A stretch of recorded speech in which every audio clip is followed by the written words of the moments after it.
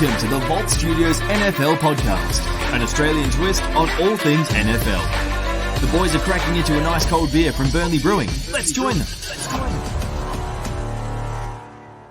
Hello, everybody. Welcome to the show. I am your host, JA, and I am joined by the biggest Tampa Bay Bucks fan in Australia, according to his outfit today, Richie Garraway. How are you, buddy? Good, mate. Thought I'd crack it out. The team's flying at the moment. I know they're not in the rundown, so I'll sneak it in now. They're killing. That offense is killing bad flying teams. It's good. And missing two key pieces. Well, if you can't kick the shit out of the bad teams, there's still something wrong. So, absolutely flying at the moment. That's without Brown and Gronk again today, and they're still flying. Actually, quite frankly, I prefer the team without Brown in the lineup because they just feature Godwin way more, and I think he's just a better player. I just think he's a better player. So we do need Gronk back in the lineup, but no rush for Brown. But I'm good, mate. How you doing? Hey, Cowboys. Very well. Oh, week off. It was great. I actually managed to have a day today where I wasn't stressed to the fucking nth degree. Like, I was just like, didn't feel like dying watching the Cowboys play and didn't have that feeling in my stomach all day, even after we've won a close game. You know what I mean? Like, that feeling of, will I ever experience joy again that I get when I watch the Dallas Cowboys play? That was good. It was a good Monday. What wasn't good was the football. There were some shocking games today. Some teams need to have a long, hard look at themselves, but there was the most big losses ever in the history. I think it was 7 losses of over 3 touchdowns today, which was terrible. And then you've got games like Philly, Las Vegas, where it only looked closer in the end because Philly scored a couple of junky touchdowns late. Like, that game was over. There were some bad football games, some really bad ones, it's particularly in the late slot. There was 4 kind of pretty average games in the late slot. So wasn't a great week, but we'll still find things to talk about. And before we do, I'll just let you know our good friends at Burnley Brewing, they will be reopened in Melbourne Friday, 6 p.m. We get back to normal pretty much. Everything kind of opens. Masks only indoors from there. Restaurants capacity goes up, all that sort of stuff. So as long as you're vaccinated, it is time to party. Double vax. And I am double vax because, tell you why, Rich, watch this, ready? Watch this, ready? See? Sticks on my arm. See that? Stay stuck on my arm. Ready? Watch when I put it down. No, it didn't fall off. That stayed on. It's still on my arm. I just don't want to show you. So everyone who just watched the video, now you know. Vaccination, 5G coverage everywhere, and you don't need one of those wrist arm bands that you, like, I don't use them when I go for a run because I don't run. But you know those things you put on your arm so you can attach your iPhone in it and then have your headphones connected? You don't need it anymore because you can just magnet it to your vaccination spot. I read that on Facebook when I was doing my research about the vaccination. So, yeah, I'm all good. But I'm double vaxxed, Richie. We're back. We're back at training tomorrow night for football. Cannot wait for that. We got our new club rooms up this week. Football as well. Both our teams are good. My wife goes back to work this week on Saturday. Gym's open again. It's just been a week for it, mate. It's just, I never thought such simple things would make me happy. But Burnley Brewing open. Our great friends at Burnley Brewing. I'm going to pick up some beer on Wednesday. Can't wait for that. They've got a couple of new ones, so I have to drop off a bit of a box for you. Excellent. Richie, stall for 1 second. I've got to grab something. Stall. Okay, I'm stalling. We also want to throw a shout out to Dark Horse Electrics. If you need any electrical work done, big shout out at Dark Horse Electrics. Don't forget them. Patreon this month. If everyone was watching, I hope you're watching on YouTube because you just saw some elite athleticism as I roll to a part of my room on my chair and roll back. It was strong, and now I'm out of breath. But we've got the Burt Jones, MVP. It's on his helmet. It says number 776 MVP, Colts mini helmet, and his cards in there. That's the Patreon this month. $10 a month. Big shout out to Dallas Coleman, longtime watcher of the show. He signed up to Patreon today. Thanks a lot. Dallas, really appreciate it. And a great name. It's a shame not a Dallas Cowboys fan, but a terrific name, Dallas. And did you get Dark Horse in? I thought I heard you doing it. Just did. Great weapons at Dark Horse. And also, with football ramping back up again in Victoria and around the country, ussportsgear.com.au, helmets, shoulder pads. If you're thinking of playing football, Richie, you can attest to this. Order now because it is busy coming in from the States. Get your orders in before the January kickoff in Victoria, okay? And use ussportsgear.com.au because they are the best in the business. I think that's it, Richie. I think it is. Get us into the games of the week. Football time. Games of the week, Jay. You took the late game today. The Colts 30 got over the 49ers. Before you get into this game, Jay, have you ever been to the San Francisco new stadium? I haven't. No, I have not. I've only been to the Dallas Cowboys Stadium for NFL stadiums. Oh, there you go. So for anyone who has, they'll already know what I'm about to say. For a relatively new billion-dollar stadium, it sucks. Like, it's bad. It is a bad stadium to go and watch football. It was before all the new ones, wasn't it? It was kind of the first. It's a part of the Billion Club. It is a part of the Billion Club. First? No, I thought Atlanta. they were the first one. Oh, look where they were or weren't. But you spend $1 billion on a dumpster fire of a stadium like that. The grass stinks. Players complain about it all the time. That's just one thing. Yeah. There's no shade. It's got the biggest level 1 bowl in the league, and it's all in the open. Yep. In the California sun. And then because of that, all the stadium seating is further back. So they're all further away from the action. It's got the weird open end, so you get these really weird wind whipping through the joint. Crap stadium. Like, seriously, bad job, 49ers. Bad job. And I've been to Candlestick, and I'm the first to say, Candlestick was a dump. Out and out dump. I've not heard good things about Candlestick. I bought a T-shirt that said blow up Candlestick as I was walking out of the stadium. But how they built a stadium like that, it's just, there's so many good ones. How could that be so bad? Like, Dallas was the first one to go crazy, and it's still one of the best. Like, it really is. Vikings is pretty good too. I think they were just after Dallas. I can't remember. Yep, they were well after. Land is insane, apparently. Yes, the Butthole Stadium. So everyone's wondering what Richie's talking about. Look at a bird's eye picture of it. And say retractable roof, bird's eye. And you'll know what I'm talking about. But anyway, after my little complaint, and I could go on about, what we should do in the off-season, Jay? We'll do a stadium tour of all the places we've been. Okay, let's get into the game. I've been to one. Yes. I'll find someone else to do it with. Colts get a good win on the road. It was. This game wasn't as bad as the scoreline looked, but just quietly, Colts 2 in a row. They're now 3-4. Like in the AFC is quite a winnable division, like winnable conference. If I'm looking at the standings, I had it up and then I lost it. If you go conference AFC, they are now sitting even with the 7 seed, which is the Cleveland Browns. Sorry, with the Pittsburgh Steelers. So they're right there. They're right in there. So they're back in the race. I want to give a little shout out to Carson Wentz. They put up this was the first game I kind of watched fully of the Colts. Normally with, when you get the Sunday night game, you can watch both teams a lot closer. And it told me 2 things about these teams. One, the Colts are better than what their record says. They were unlucky. They played very good teams early and they've been very injured. And what Carson Wentz has been able to do, he had ankle surgery in the offseason. He got Nelson back today, but he's pretty much lost Nelson, who's his best offensive player and probably the best player on their team for most of the season, which is a big deal. A guy that good is really hard to replace. Got him back today. What a surprise they win when he comes back and run the ball really well. They don't have a crop of great receiver talent. He then has sprained both his ankles during the season, yet he plays with heart. And what they showed today, he's the biggest improver from when he last started in the NFL to now in the league. No one has improved more from season to season than him. Now, is that Frank Reich, some of it? Absolutely. He was very good under Frank Reich in Philadelphia. So no one was surprised that he'd be better here.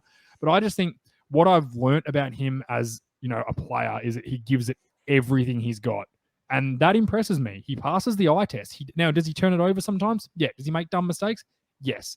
But he fights hard and everything he's doing is for the team to be better and the team to win. And that's something I really enjoy. I enjoyed watching him today. I really did. I think Antonio Pittman's he's starting to come to life. Had a 100-yard game today. Had a few receptions last week too. They're starting to work each other out. Also, T.Y. Hilton's not playing, who, whether you think he's the best receiver in the league or not, he's still their best player. He's their best receiver on offense still. So missing him is still an issue. They run the ball better now. I said, I'm not I'm not off this team. I really think they could turn it around. I didn't fork them last week. No, I didn't. I really think they can turn it around. I forked Washington. I knew I forked someone that was okay still, and it was Washington, but I'm not worried about that. The Colts are really good. Now, on the flip side, the 49ers, you talk about how crappy their stadium is. They're pretty crappy as well right now. Jimmy Garoppolo, if everything's going his way offensively, he looks great. And Deebo Samuel, I haven't even looked at his stats yet, but I swear every single time I looked up, he was catching the football. He only had 7 catches for 100 yards and a touchdown, which it's certainly not a bad day. But every time I looked up, it was him making a big play. And then other than that, there's nothing else. Like Eli Mitchell had a couple of good runs. He did have a 100-yard game, but once the Colts tightened that up, Jimmy Garoppolo just really struggled getting things going. They had one really good drive in the third quarter that it was 20-18 in the start of the last quarter. And they ran about 7 play-action plays in a row to fool the Colts. The Colts are a very flowy defense. They all really flow, and it really worked. Those naked boots, that sort of stuff. Scored a touchdown, and then the Colts just took over. Xavier Rhodes had one of the better interceptions I've seen this season where he threw it into traffic with Deebo Samuel, and literally Xavier he wanted it more. He just gripped it out of the guy's hands and almost scored a touchdown. Like he ran back a touchdown, but he just stepped out of bounds. And that was the game. But I'm starting to get concerned about the 49ers because what we've seen of Lunch Tray is not good so far. First-year player, but it's not good. He's not passing. He would be the worst of all the quarterbacks that were drafted in the first round so far. Like the Texans look better. I was watching the Bears today, and Fields at least Fields has made some plays. Like Trey Lance has to run to make plays. Like that's the only way he makes plays with his feet. At least Justin Fields has made some good throws and does have that arm talent. I don't think Garoppolo is the answer. They're also a bit devoid of talent. I don't think they're receiving core. Kittle's not playing. I'm starting to wonder, like, does this guy ever play? He's just hurt all the time, and it's becoming a problem. You're investing that much money in him, whatever, but you're relying on him to be on the field. He's a feature part of your offense. Richie, the other night we were doing some film breakdown for our football club, and we were going through some outside zones. How good was he blocking in the outside zones? He was the one that was setting it up, and he's not there to help establish that. So the running game's not as strong. They lost Morset, which I think they're pretty unhappy about. He was very good for them. He fitted that scheme. So I'm off on the Niners, but there was some light back in the Colts. And all in all, this was a really just enjoyable game to watch. It wasn't, they scored late to kind of knock the 49ers off. It didn't feel like a 12-point win for the Colts, but what do we say, Richie? Going on the road and getting a win is always difficult in the NFL, and the Colts did that today. So I was impressed with them, and I wanted to just have a chat about them because I think there's some sign of life there, and I think Carson Wentz is the spark. I really do believe that. Yeah, I'd certainly agree. The one thing you missed over here is weather was a genuine factor in this game. Like it rained. It really rained. What did they call it? They called it something. It's like a special storm. Like it was something to do with it was like a saturation storm or something like that, where it's like flooding in the air. It was, if you haven't watched this game and seen how heavy the rain was, I have never seen rain like that in my life. Like you couldn't tell it was on the screen. Normally you can see the rain coming on the screen because it was so consistent. It just looked like your screen was blurry. It was all the sudden total screen.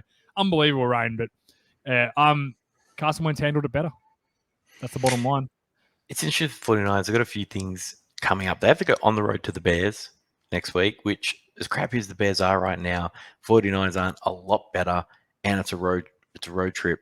Then they got the Cardinals and the Rams back to back before they go to the Jags. So they're potentially 2 easier wins, are both on the road. They're both cross country, and sandwiched in between them is 2 division games against 2 division opponents who right now their combined record is 13-1, I think, off the top of my head. So it doesn't, at minimum, they have to come out of that 2-2, preferably pinch one of those division games. But I think it's going to be tough sledding for them because, they're already, staring down the barrel of 2-4. Even if they go 2-2 in these next ones, they're going 4-6, and there's a bit of a logjam. Look at this towards the top. Looking at their schedule, so they've just beaten the Niners. They've got Titans next at home. Division games. Who are we talking about? Oh, Colts. Colts. Yeah, I'm talking Colts now. Yeah. They've got Titans at home next week. They've lost to the Titans earlier in the year on the road. it wouldn't shock me if they steal that game at home. If they steal that game at home, they are back. They are back in it. Titans are coming off a massive win over the Chiefs. They're feeling pretty good about themselves. Colts are a solid defense. Bills. Yeah, and the Bills. So they're feeling pretty good about themselves. It's a real trap game for them. Then the Colts get the Jets at home, the Jaguars at home. So I would chalk them up to 2 wins right now, especially the Jets without we're going to talk about them a bit later, but the Jets without Wilson. Then they've got the Bills on the road. So let's just say they win one of the Bills on the road or the Titans at home. Let's just say they steal one of them. Then they've got the Buccaneers at home. Said probably not going to win it. But then they get the Texans, bye week, then the Patriots. They could win 6 of their next 8 games quite comfortably. If they can just steal one of the Buccaneers, Colts, or Titans, just steal one of them, that's 1 and 2, and then win Jets, Jaguars, and Texans, 4 wins, they will be, what's their record? 7 and 2. So and they're 3 now, so they'll be 10 and 5. Well, that's in. They're right back in it. So they've got the Cardinals after that. Then they've got the Raiders at home. Then they get the Jags again, and then the Chiefs. Who again? We're going to talk about the Chiefs later. Who fucking knows what position the Chiefs are going to be in at that point? They might not even be in playoff contention at that point. Mahomes might be dead with how much he's getting hit. So, as I said, I'm not off the Colts. I hate that I'm back on them, but I'm kind of feeling them. They impressed me today. I tell you, Richie, you know how much I dislike Carson Wentz, and he's annoyed me in the past. He was that impressive today. He really, really impressed me. You know, I'm big on the eye test, and he certainly passed the eye test for me today with his effort. You know, with what he's been through, what he went through in Philly. Like, we all know what Philly are like and what their organization was like, the way they treat players and coaches and all that sort of stuff. They were bad. So I'm happy that he's found a little place that he feels comfortable, and he's been really good. Certainly has been. Flick on to the next game, or the game I selected this week. I took the Falcons 30 over the Dolphins 28. This game was actually quite fun. It seesawed, it went backwards and forwards, with certainly the Dolphins looking better early, led by Tua, but the Falcons coming back basically on the back of Matt Ryan and Kyle Pitts. Pitts caught 3 passes down the sideline. I mean, this guy needs to get designated as a wide receiver ASAP so he can get his money, but that's an issue for him. If they leave him as a tight end, I'm worried he's never going to get paid. That one-handed catch down the sideline looked effortless, just effortless. He was so good today. Getting Calvin Ridley back in the lineup obviously helped them as well. Can I just say something about Pitts as well, just to piggyback on that? You know, he's saying it's effortless what he does with catching the football. I think he's one of those guys that when he runs, you're like, he doesn't look that fast. But then he outruns everyone. And you're like, well, maybe he just looks, as you said, he is effortless with his athleticism. He looks better than everyone else out there, but he looks like he's going in slow motion. He always looks like he's got another gear. I actually had him in part of our next segment originally, but then when I saw you were doing the Falcons game, I was real happy because I wanted to talk about him. He looks every bit of what was advertised so far. I think he's almost gone under the radar of how good he's been for a tight end. He's gone under the radar because he started quite slowly in those first handful of games. It took him a little bit to get going, but he certainly got going today. He looks like the real deal. And if you pair him up with, obviously someone like Ridley, the biggest concern for Falcons, that offensive line. Ryan's making passes with guys all over him. The old man Ryan, he's still good enough. I'm glad they didn't jettison him and look to get one of those 5 quarterbacks. They made the right decision. I reckon they're getting a few good more years out of him before they have to make that decision. Their next attention has to turn to the offensive line.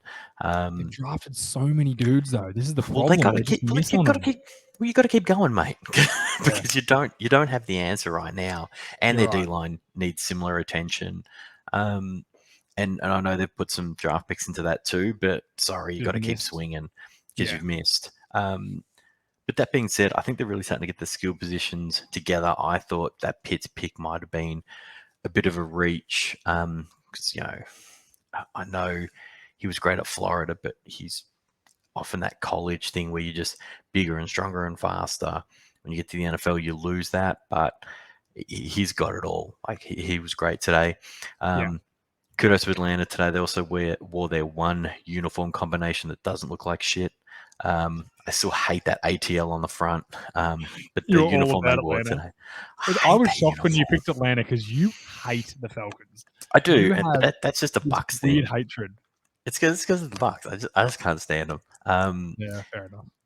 And normally I call them a losing town, but they're baseball teams in the World Series, so I won't do that this week. I'll give you guys a break. Flipping over to the other side, unfortunately, as well as Tua played today, his decision-making also cost them the game. That interception he threw that got returned pretty much down to the 10-yard line or whatever it was. Yeah. That was the turning point. That was the game right there. You got to eat that sack, dude. You can't. Was that in the? He also threw one in the red zone too. He threw one in the red zone as well, which is really bad. That's 3 points when you lost by 2. Just saying, like I know it doesn't always work that way, but you can look back and they'll do adjusted points. So what you've lost, there's 3 you lost straight away there, maybe 7. You know what I mean? Like that, they're what win your games when you're losing. You keep saying we keep losing. What I heard Brian Flores say, we keep losing close games. I said, well, that's what stops you losing close games. You don't fuck up red zone opportunities. You don't miss third downs. You don't miss third and shorts. You don't stuff up the stuff that you should get right. The good teams are great on first down. They're great on third down, and they're great in the red zone, offensively and defensively. They're the good teams. The really good teams are good both sides of the ball. The good ones are good on one or in different areas, but they're not good at any of it. That's the problem, the Dolphins, and they lose too many points from shitty turnovers. It's a real issue for them. And the other thing is, I can't get watching Tua throw 2 tight ends. It's just driving me mental. Like it's probably the strength of their team because they've got like 4 of them who are all okay. Gesicki's good too. Gesicki's the best one, and you got to feature your best tight end. But besides Waddle, who's obviously only been there for 5 minutes, there's nothing else. Like there really isn't. They've got to find some more balance. Parker before, who we were trying to work out how long he's been in the league for 7 years now. Like he's had one good year. He's had 4,000 yards in 7 years, and I'm pretty sure he got about 1,500 one year. He had a really good year before he got his big contract. So, like, at what point is that production? Will Fuller does Will Fuller even play ever? Like, and even if he did he? I watched this whole game today. Did he play today? Because I didn't even notice him. I genuinely don't know. I actually have to go to the stats. I didn't know. You'd have to see if you had exactly. You'd have to go to the stats to check if this guy played. I tell you who played. I know have Waddle. A catch. I know Waddle played because whether he was catching the ball or not, he makes an impact. He chased down an interception that would have been a pick 6. He ran and chased that down. Like that's one. He pops off the screen for you a little bit. If he was at the Bengals, he probably wouldn't. It's probably unfair to say he'd be as good as Jamar Chase, but we'd probably be talking about him a lot more if he was the receiver there. You know, if he was CD Lamb at the Cowboys, we'd be talking about him a lot more because he'd be way more productive. There's some real issues in Miami. I hope, out of curiosity, Rich, if this continues on, which I think it will, they don't have a first-round pick. Nope. Their first-round pick is Philadelphia's. So what do you do if you're Brian Flores? Well, I guess now's as good a time as any to talk about Deshaun Watson. That seems to be... No, we've got him coming up. Let's say all right, you've got it. All right, I'll save it. Right. But that's certainly one of their solutions. But if you're Brian Flores, you got to hope you don't get fired. That's the thing. Do you think that's the number one thing? I don't think they should, but it's so hard to guess.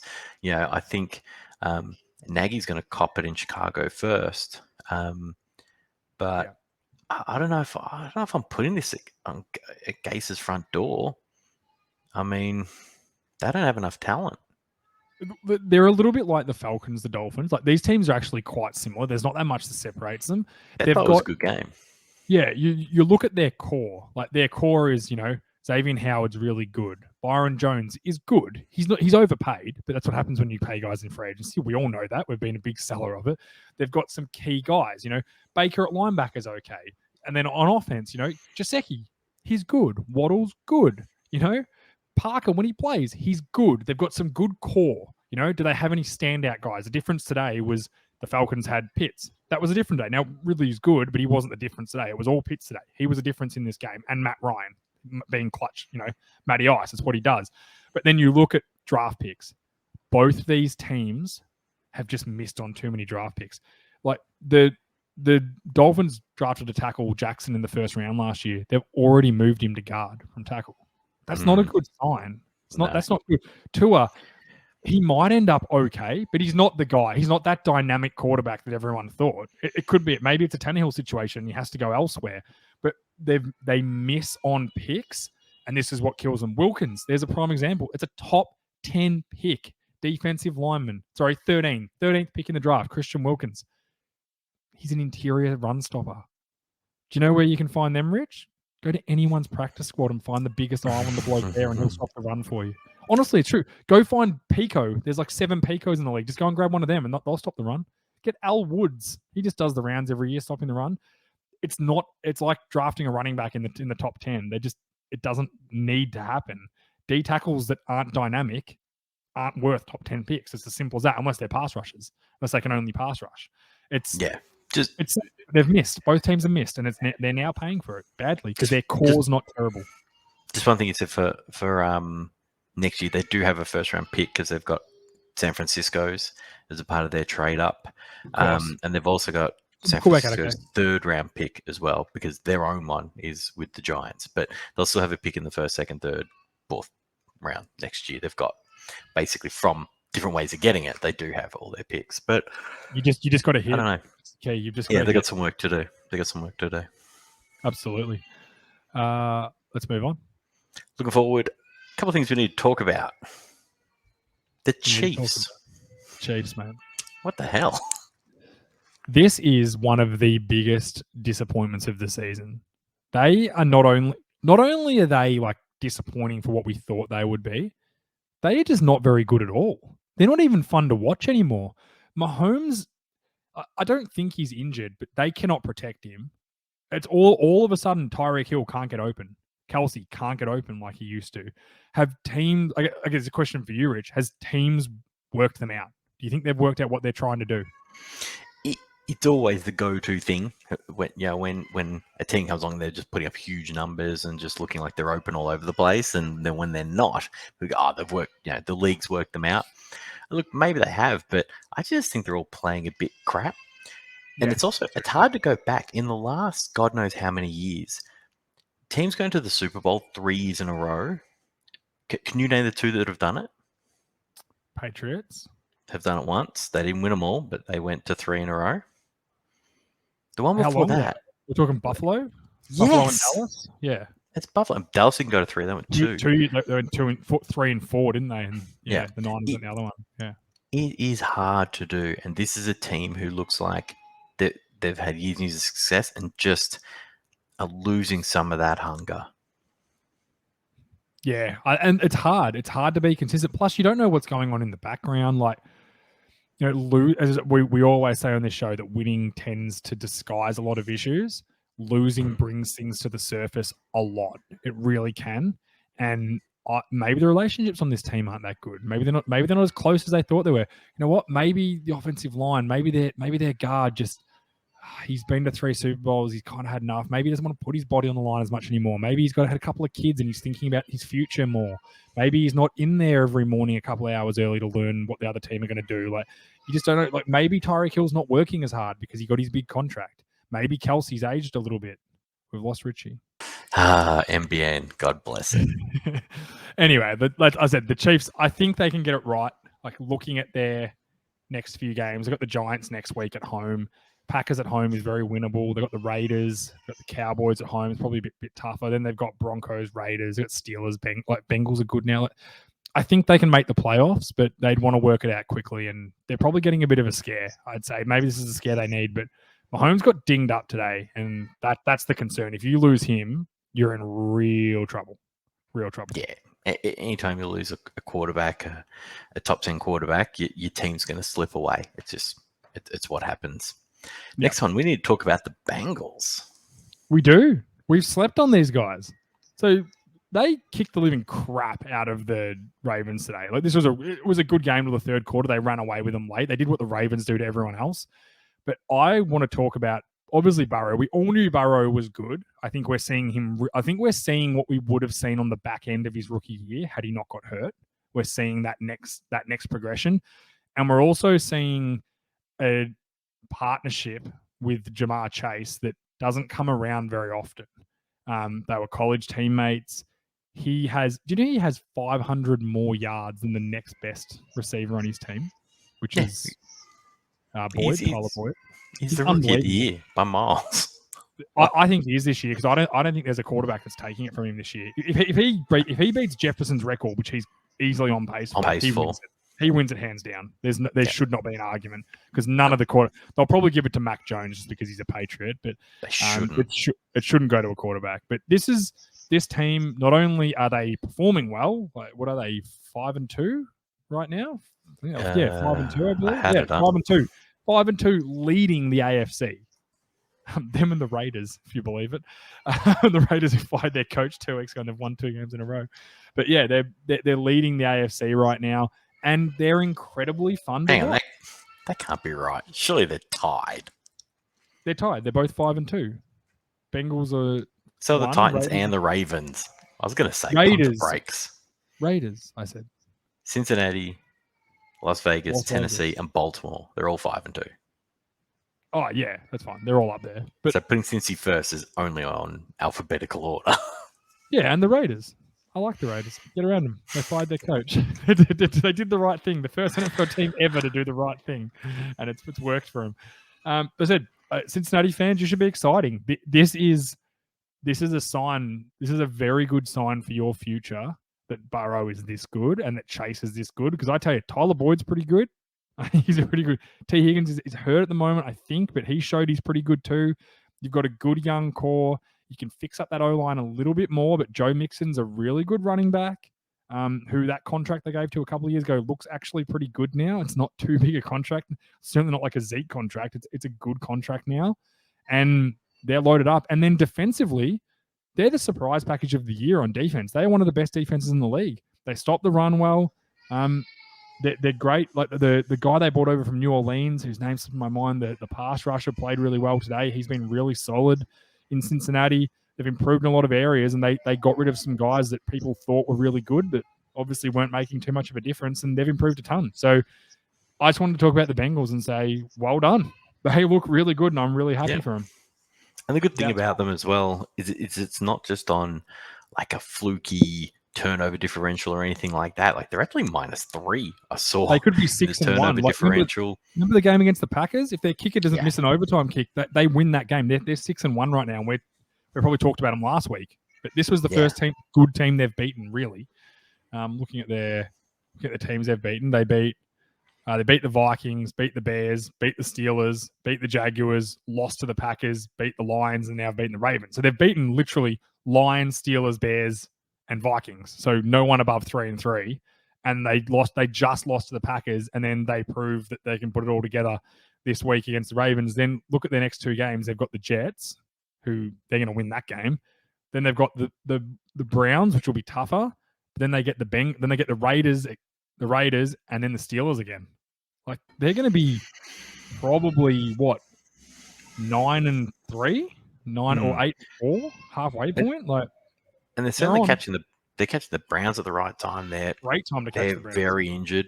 So yeah, hey, look out. I mean, they're probably headed to the playoffs at this rate. I mean, you only need to win. I think 11 gets you in the playoffs. Yeah, they only need 6 more. Yep. You said, what do we always say? You can't lose them ones you win early. Yeah, exactly. They can't take them away from you. Yep. Now, another team we need to talk about, the Jets. I want to talk about Robert Saleh here because he must be sitting there right now thinking, fuck, what have I done? I've taken the wrong job here. I should have stayed a year in San Fran and waited for a better job. Honestly, Wilson's now hurt because they can't protect him. The offense is, and I don't think Wilson is to blame here. I think he has a lot of ability, and I think in a better situation he could be better. I think he deserves better what they're doing. The offense is so undynamic, and it's not due to talent. There are less talented teams in this league than the Jets that are getting more out of their offense. I think their coaching's bad. I think Salah's like, surely they won't one and done him, but shit, it's not looking good at all. It's been done before. Like Freddie Kitchen's obviously been the latest one. If you're an owner or a GM or whatever, and you know they don't have it, in all honesty, what the hell are you waiting for? Like, really, if it's that obvious, they don't have it. They don't have the players and all the rest of it. And you've got, as you said, there's other teams who are at least good enough to just be competent or pinch a win here or there. You know, when you look around now, besides Detroit, they're the only team who hasn't got a win. But Detroit look like they're going to get one. The thing is, Detroit they're playing hard. And Richie, we laughed at Dan Campbell. We fucking laughed 100%. at him. I still laugh at him. He says some dumb stuff. But do you know what? When I watched the Lions, and I watched them a bit today because it was the Goff v Stafford, and I kept getting confused which team they play for. But do you know what his team do? They play hard. And it was the dumbest way to say it, that he'll bite their kneecaps off on the way down. But we all knew what he was trying to say. He was trying to say that they're gonna fight and they're not gonna go down easy. That's what he was trying to say. But he could have just said it not stupidly, and we wouldn't have laughed at him. But God, you know what? For all his personality, at least he's a bit of fun. At least he looks like he's enjoying himself. Do you know what? When he got upset when they lost, I bet you his players are sitting there going, "Shit, this dude really cares. He really cares." And I bet you he's like that all the time. I bet you he always has that energy. I bet you he is that guy that loves football, loves it, and he would bring that energy to everything he does. And they're playing hard for him. So why aren't the Jets? Because the Jets have some good players. You heard Marcus May, who's arguably their best player. He wants out now. He wants to be traded. He said during the week, "I want out." And probably the Cowboys are trying to get a deal for him, which I think would be a dumb idea with the team chemistry right now. But their best defensive player wants out. Jamal Adams wanted out 2 years ago. Why? It's not a good place to be, and no one wants to play there. And now you've got this quarterback who you're going to fucking ruin. He's going to be ruined. He's already, PCL's done. He's going to miss a few weeks. Probably the best thing that ever happened to him. Robert Saleh, I feel for him because I think he's a good coach, but I just think he's in a situation that no one can win in. They've made too many bad draft picks, too many bad decisions over the years. It's awful. It's all like CJ Mosley's their middle line. He's one of the most highest paid middle linebackers in the league. You could find someone to give the production that he gives you. You could throw a rock in the NFL practice squad and get a guy to come in and give you that sort of production that he's giving you right now. Simple as that. Is he good? Yes, but he doesn't care. You know, put him on the line. I bet he plays harder. They're incredibly disappointing, and the sheer lack of effort.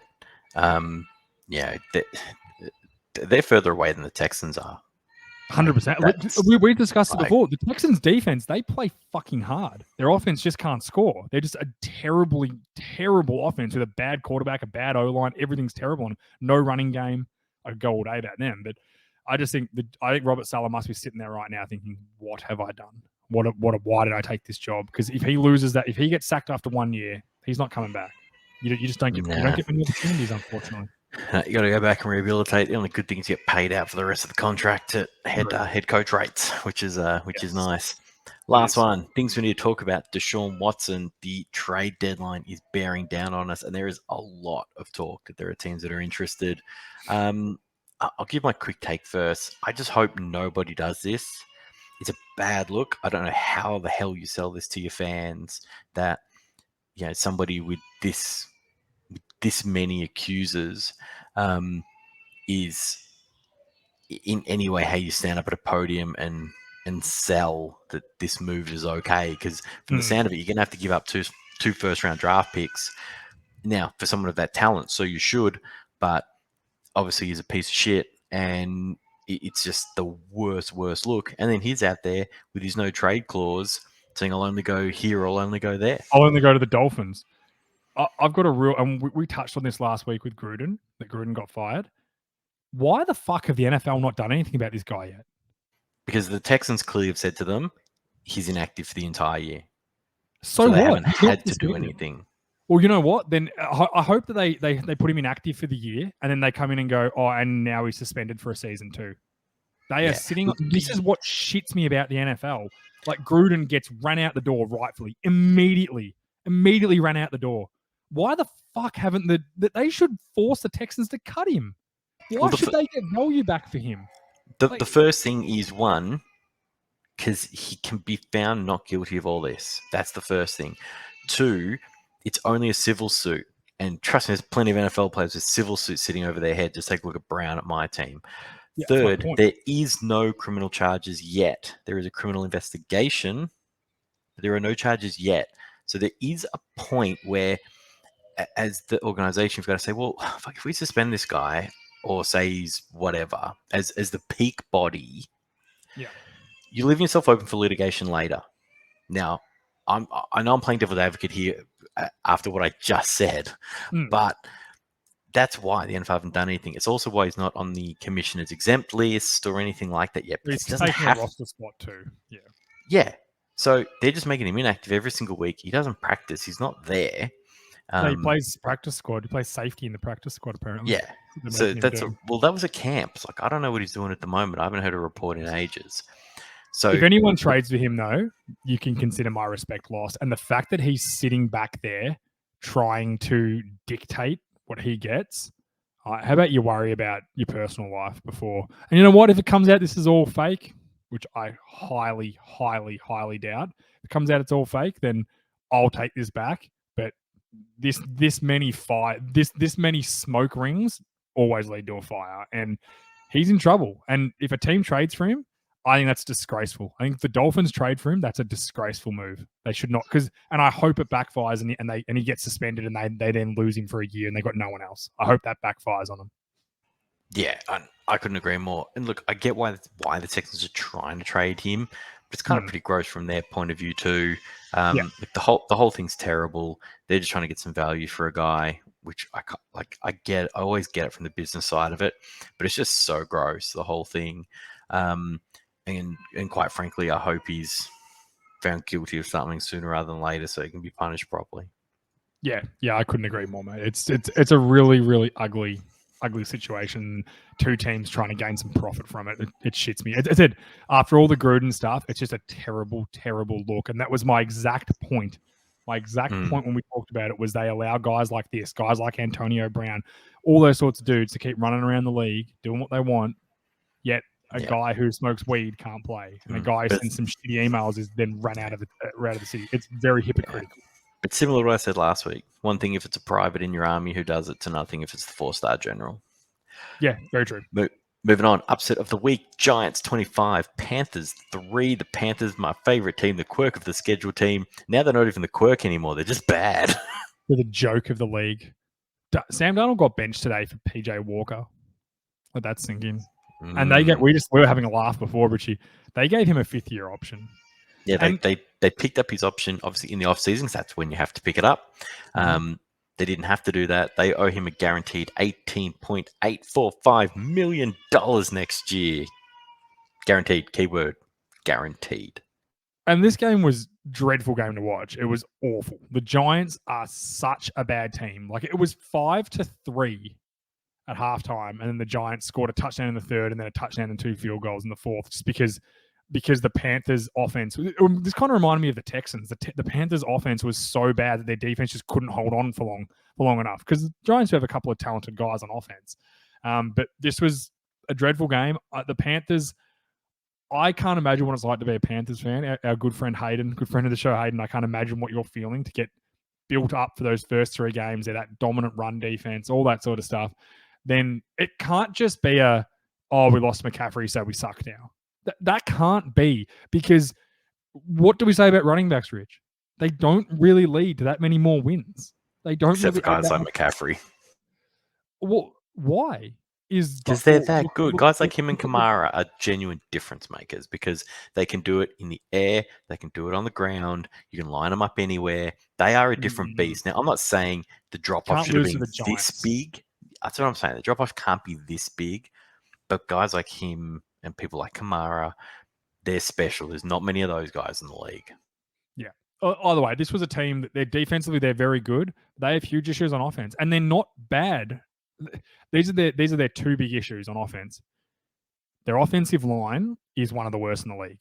They cannot protect. They cannot run the ball very well. McCaffrey made them look good with what he was able to do.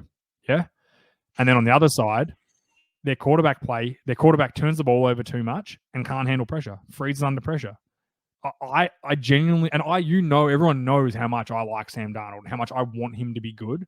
I genuinely think the Jets have fucking ruined him. I don't think he can get it back. I really don't. He's terrified of pressure and he crumbles under it every time. Mix that with a bad offensive line. It's just a recipe for what we're seeing right now. And it's disheartening. I'm disheartened by it. I want Darnold to be good, but he's not. He's just not going to be successful. Yeah, it's going to be tough because, as you said, all the easy games for the Gone. Panthers were front loaded, and it now looks like they're just going to disappear off into the ether for a 6-10. Oh no, you can't have it anymore. 6-11 type Here's of the next season. few weeks. They're got to go to the Falcons next week. Coming off their big win. The Falcons are a good offense. They'll probably too. lose. They'll probably lose. Yep. Then they've got to go to New England. No, sorry, they've got to have New England at home. I'll 50-50. give them that win. I'll give them that. Then they've got the Cardinals at Cardinals. Loss. Washington, who Wow. you reckon Darnold's going to towel up Washington's defense? They're playing much Washington's better. defense has been crap this year. Then they've got the Dolphins. They can win that. Yeah, we'll give them that. Then they've got the Falcons again. Then they've got the Bills, Bucks, Saints, Bucks, and Packers down the stretch. What's that? Their run home. I genuinely think they can only win 3 more games. Let's give them 4 more wins, and we're being nice there. 4 more like ones that they should get. 7-10. I was one game off. They're 7-10. Yeah, disappointing. That won't do it. I was That so won't high. do it. No, I think they will. I think they're in real trouble. I think they're gonna. You know what? I think Matt Rule's a good coach too. I think Matt Rule will coach there next year, but I think they're gonna do some soul searching and they're gonna find some options. And they're maybe give PJ Tucker a couple of weeks. What's the worst that can happen? He can't be any worse than Willie Darnold's playing. Give him a go. He can run. He can move a bit. I don't know. Maybe give him a chance or get McCaffrey back. Just stitch a fake leg on him and let him go. Go find Minshew. Get him out of Philly. Get him out of Philly. Yeah, get him out of Philly. All right, that brings us to the end of the show. Look at our Monday night preview. The Saints are going to the Seahawks. This game probably looked a hell of a lot better in the preseason room when they were making the schedule than it does today. But, Jay, how do you see this one washing out? The Seahawks are so hard to predict because they're so up and down. It's in Seattle, so it wouldn't shock me. But in saying that, I find it incredibly hard to bet. Do you know the Saints are the 32nd rated offense in the league? Offense, yep. Yards. I told you. I told everybody. They're dreadful. They literally rely on Kamara. Kamara has to. Well, everyone knew. Well, Winston, he threw 5 touchdowns week 1, but he had 150 yards. I never forget people jumping up and down how good Winston was. He threw for 150 yards. He got very lucky. In saying that, though, the Seahawks aren't much better. The Seahawks they give a flurry of touchdowns up. They have mental lapses in the game. I think the players are starting to quit a little bit on the coaching staff, and then they haven't got Russell to save them. Metcalf and Lockett and all those guys are not the same with Geno Smith. Give me the Saints. Not as close as not as big, not a blowout, but I think the Saints have just got a bit more. I think Seattle are really going to struggle to score on the Saints. I think it's probably 17-10, that sort of area win for the Saints. Similar thing. I actually think the Saints are probably a better team right now, as much as I hate to say that. I don't know if they're getting points going to Seattle. If they are, I'd definitely take them. But it wouldn't surprise me if they're going in as the favorite. And I think they will probably win by a couple of points. It'll be like a, I don't know, 17-15 kind of game. Yeah, I tend to agree. I think this could go either way. It wouldn't shock me if Geno pulls a rabbit out of a hat and gets a win here, but I wouldn't bet on it. Look at it that way. No, me either. Not a great Monday night game. No, if you're keen for a midweek game, check out the Thursday night game this week. It's the Cardinals and the Packers. That is a good game. Jay, get us out of here. Thank you, everyone, for tuning in. Thank you, Richie, for being here. #1 Bucks fan in Australia. Thank you very much. Thank you to Burnley Brewing, Dark Horse Electric, and US Sports Gear. Make sure you give them all our support. Patreons. Thanks to Dallas Coleman for signing up today. Patreons. Bert Jones, look at that, number 776 MVP, signed mini Colts helmet. It's a real cool little Pro Line helmet. Actually, I'm a bit disappointed I have to give it up and I don't have a Colts one. But yeah, thank you everyone for tuning in. Thanks as always, Richie, and you will hear from us next week.